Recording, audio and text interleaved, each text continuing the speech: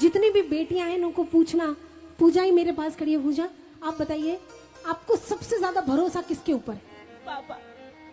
कोई भी तकलीफ आए तो आप सबसे पहले किसका नाम लेती? पापा। कहीं आपको ठोकर लग जाती है और कहीं बाजार में जाती हो, कॉलेज जाती हो, कोई ऑफिस हो, अगर जॉब करती हो या कुछ में भी कहीं भी कोई मुसीबत आ जाती है तो सबसे पहले चेहरा किसका नजर आता है? पापा। दुनिया के हर पुरुष के अंदर कौन सा ऐसा पुरुष है जिसके सामने एक लड़की, एक बेटी, एक स्त्री सबसे ज्यादा सिक्योर महसूस करती है? पापा। केवल पापा। केवल ये एक वो शब्द है कि जहां बेटी पिता की जिंदगी की आखिरी औरत होती है, बेटी एक पुरुष के जीवन की आखिरी स्त्री होती है, क्योंकि जब बेटी जिसके घर में आ जाती है ना, फिर वहां फुल स्टॉप हो जाता है। उसके जीवन में बेटी का मतलब होता है माँ का वापस आना। आज पूजा आपको वैसे ही ट्रीट करती होगी जैसे दादी करती है।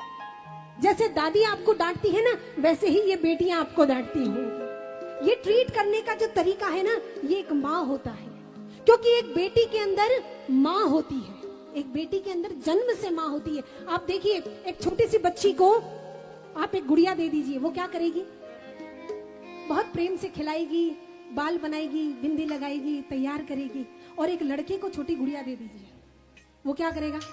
हाथ तोड़ देगा, पाँव की जगह हाथ लगा देगा, मुंडी घुमा देगा।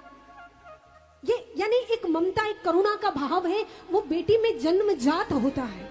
आज इन बेटियों के लिए कहूंगी कि जैसा कि पूजा ने कहा कि दुनिया में सबसे ज्यादा अगर किसी पे भरोसा किया जा सकता है, आज पूरे गांव की यहाँ बेटियां हैं।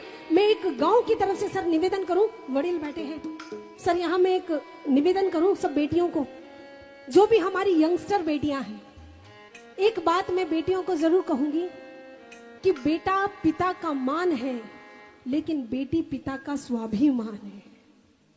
बेटा पिता का मान है केवल, लेकिन बेटी पिता का स्वाभिमान है। जीवन में कभी कोई ऐसा काम मत करिएगा कि आपके पिता को जीवन में समाज के सामने सर झुका कर चलना पड़े, क्योंकि वो उनके लिए 1000 मौत मरने जैसा होगा।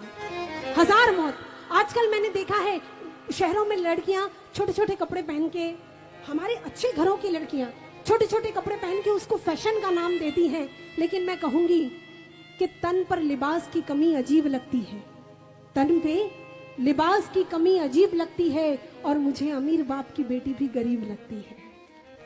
ये भाव है। इसलिए आज चाहूंगी कि एक पापा के लिए, एक मैंने मेरे पापा के लिए गाना लिखा है, शायद आप लोगों ने सुना होगा। मुझे समझ में नहीं आया पापा के लिए क्या लिखूं, तो मैंने लिख दिया।